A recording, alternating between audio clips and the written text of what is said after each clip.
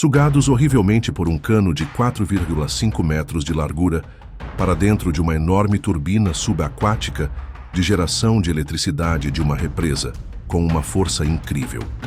Esses dois mergulhadores experientes fizeram um mergulho noturno, de rotina que logo se transformaria em um pesadelo. Um que poderia ter sido facilmente evitado. Em 4 de janeiro de 2024, dois mergulhadores, Christopher Godet e Frédéric Pochet, preparavam-se para um mergulho técnico noturno no reservatório Platte-Taille. Apesar de ser um dos locais de mergulho mais populares da Bélgica, esse reservatório abriga uma barragem hidrelétrica de 790 metros de comprimento. A barragem e o reservatório fazem parte de um complexo de 5 lagos artificiais, na região da Valônia. Juntos, eles formam o maior complexo de lagos artificiais do país. Foi nesse local que os dois mergulhadores se prepararam para mergulhar, e onde suas vidas tomariam um rumo drástico para pior. Devido ao seu enorme tamanho, cobrindo aproximadamente 351 hectares, o reservatório oferecia diversas atividades recreativas, incluindo esqui aquático, vela, mergulho com snorkel e mergulho autônomo. Várias escolas de mergulho estavam localizadas ao redor do lago, além de um centro de mergulho próximo à represa. No entanto, Christopher e Frédéric não estavam lá para aprender. Esses dois mergulhadores experientes pretendiam explorar além dos mergulhos turísticos típicos disponíveis no local, onde objetos foram deliberadamente afundados, como um helicóptero e um ônibus, em várias profundidades. Dada a quantidade de marinheiros, mergulhadores e outros usuários recreativos do lago, bem como os perigos representados pela represa Platte-Taille, o centro de mergulho local estabeleceu 2 zonas de segurança, Zona A e Zona B, ambas com um raio de mergulho de 150 metros. Qualquer área fora dessas zonas era considerada extremamente perigosa, pois a barragem operava durante todo o dia, sendo ligada e desligada aleatoriamente, de acordo com a demanda de eletricidade da região. A barragem possuía 4 turbinas, cada uma com uma capacidade máxima de 400 metros cúbicos por segundo. Não havia como prever quando isso poderia se tornar um perigo, então o clube de mergulho foi além e proibiu os mergulhadores de descer além dos 20 metros de profundidade. Nessa profundidade, ainda era possível ouvir as potentes turbinas, mas elas estariam a uma distância segura. Apesar das rígidas normas de segurança do centro de mergulho, nenhuma grade foi instalada nas entradas dos túneis de captação da barragem. Os operadores da represa haviam abandonado as grades de proteção há anos, pois precisavam ser substituídas a cada 2 ou 3 meses. Christopher e Frédéric eram considerados mergulhadores experientes. Christopher, um banqueiro solteiro de Liège, pertencia a um dos clubes de mergulho locais. Ambos os mergulhadores possuíam certificações PADI para cursos de águas abertas e ar enriquecido. Essa experiência e qualificações tornaram sua decisão naquela noite fatídica ainda mais incomum.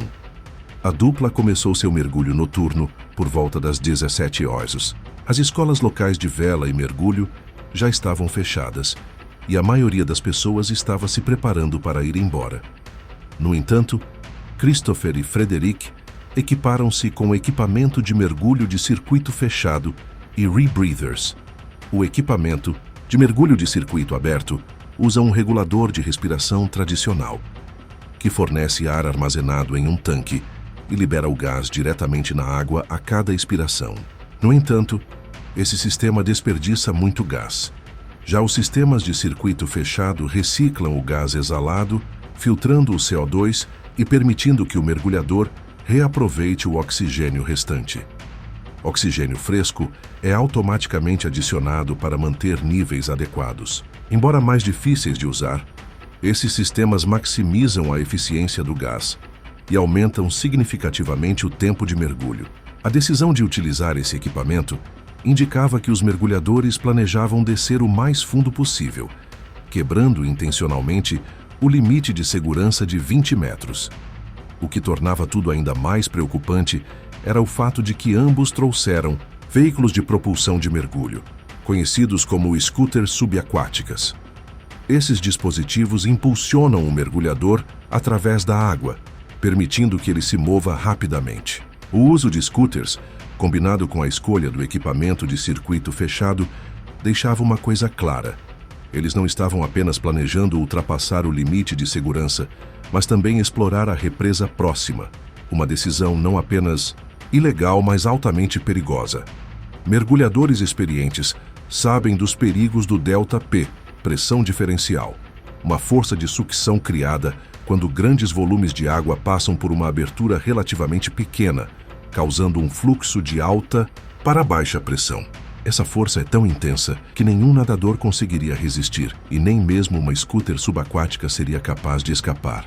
À medida que desciam para as profundezas do reservatório, os sons das famílias indo embora desapareceram. A 20 metros já não conseguiam ouvir nada da superfície. 30 metros, 35 metros, 40 metros.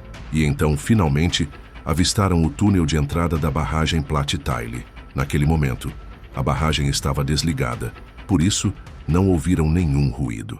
Até que um leve zumbido começou a vibrar na água. As turbinas voltaram a funcionar. Os dois mergulhadores não tiveram tempo de reagir quando 3 das 4 turbinas ligaram repentinamente, gerando um fluxo combinado de 106 metros cúbicos por segundo. Em instantes, uma força incrível puxou os dois homens para dentro da represa. Não havia como resistir. A corrente era implacável. Foram sugados pelo túnel de 4,5 metros de largura, sendo arremessados em direção às enormes pás giratórias das turbinas. Horas depois, quando não conseguiu entrar em contato com o pai, o filho de Frederic foi até o reservatório. Na manhã de sexta-feira, encontrou um dos carros do grupo ainda estacionado próximo à represa e percebeu que algo estava terrivelmente errado. Ele imediatamente ligou para as autoridades. Equipes de busca foram mobilizadas, incluindo 10 mergulhadores profissionais e equipamentos de sonar. Durante a operação, encontraram equipamentos danificados no fundo do reservatório, incluindo os sistemas de reinalação de circuito fechado, scooters subaquáticas e coletes de mergulho dos desaparecidos. Na manhã seguinte, partes de corpos foram encontradas rio abaixo da represa. Uma análise posterior confirmou que pertenciam a Christopher Gaudet e Frédéric Pochet. Até hoje, muitos se perguntam se os mergulhadores realmente pretendiam se aproximar da represa ou se cometeram um erro fatal. De qualquer forma, a tragédia ficou marcada como o desastre da barragem de Platte Tile.